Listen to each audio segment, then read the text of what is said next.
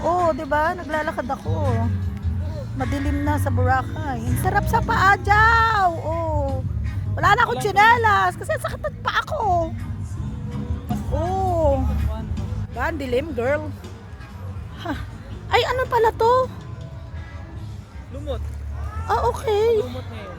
Tubig na pala to. So, ibig sabihin itong tubig na to umakyat dito.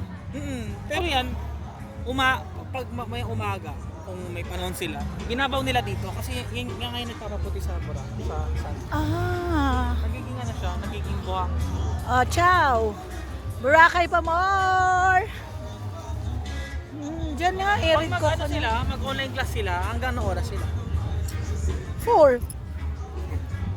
Si Kuya, ako nagpaana, ang sakit ng pako. Hoy, yung ano yung tsinelas ko sa loob ng bahay. Pakilaban, sakit na ng pako dito, oh. Ito, ang sakit, oh, yan. Ha, ikaw, ha, ciao, ha. Dapat kayo muna gabi kasi bukas makakalimutan mo yon. Matanda na yung mga gamit nila ngayong gabi. Handaan nyo na lahat. Gahanap kami ng kakainan. Oh, di ba, oh. Di ba? Magbabar kami ni Kuya mamaya. Gusto